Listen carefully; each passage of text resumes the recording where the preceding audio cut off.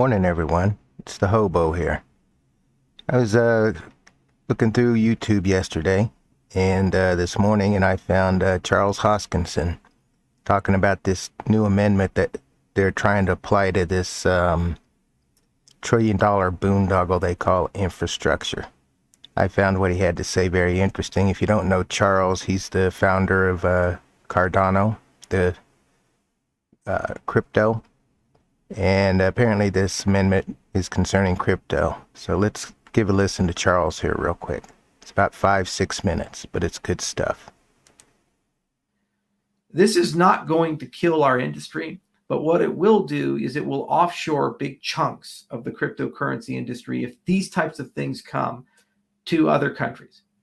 If the United States of America wants to bow out of continuing to be the world financial superpower and letting that go to other countries like China, Europe, and the developing world, I guess that's the prerogative of the current lawmakers. But this in no way will slow down the crypto revolution or accomplish their end goal of better tax compliance or whatever the hell they're actually saying it's going to do. Rather, all it does is it hurts American entrepreneurs trying to compete in a global marketplace for no reason. We didn't start this fight. We didn't pick this fight. No one here in our industry did anything to provoke an attack of this magnitude. Just lawmakers thought it was clever. Well, we need to pay for this leviathan of a bill. It's $1 trillion. So let's just go pick on those cryptocurrency guys. They probably don't have a very strong lobby relative to the pharmaceutical industry, relative to the banking industry. Well, you know what? We have a long fucking memory. We really do. And we will hold the politicians who vote for these things accountable. We're not going to forget. The whole point of the blockchain industry is we write everything down. It's immutable. It's time-stamped. It's auditable. And that includes votes. And I'm very tired of people brutalizing and attacking our industry that's creating jobs and creating value and revolutionizing things for the sake because we don't have a strong enough lobby to protect ourselves. And this is just another in a long line of counterproductive things that comes down the pipe that just hurts everybody here and hands those jobs, hands that economic output and the future of finance to other countries.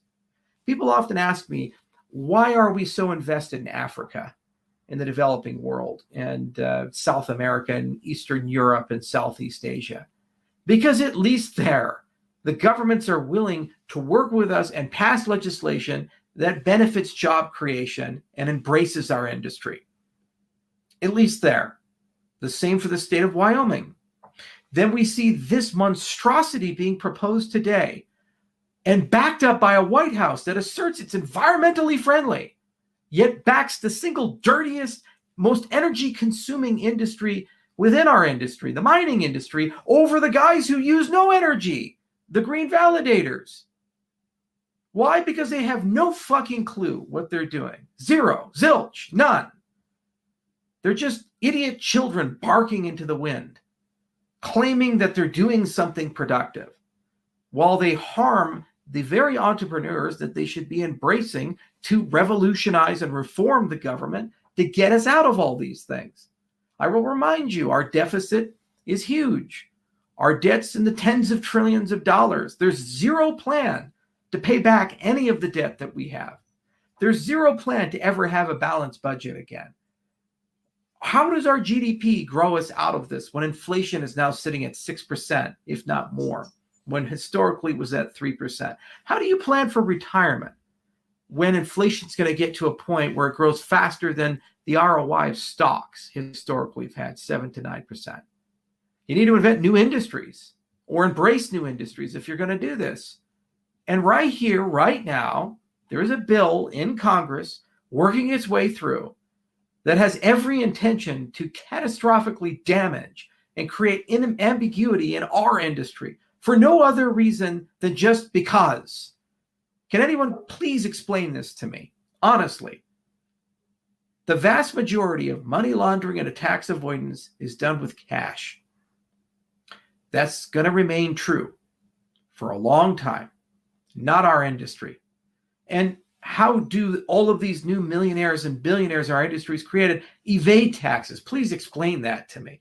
Because when they go and buy their yachts and their private jets and their $1 million watches and their big houses, don't you think that leaves a legacy world fingerprint that any decent auditor can track and be able to put all the dots together and figure out? All you're going to do is just go hurt small stake pool operators who are trying to build small businesses and tell them to do something they have no technology to be able to do, or people who are open source contributors to software. For the first time ever, open source software now has regulatory components to it that are impossible to comply with. How do I know when I write software and release it who's using it? When there's no financial relationship, there's no commercial relationship, there's no custodial relationship. But apparently, we might have a reporting requirement now. Who knows? I don't know. The text is so goddamn ambiguous that some regulator somewhere might just decide that we do because they don't like us. Why not? That is literally what is happening here. And there was a carved out exemption yesterday that would had a high probability of passing. And now that carved out exemption has been modified in a way that's bizarre, counterproductive, and is antithetical to everything every party that's apparently on it has to say.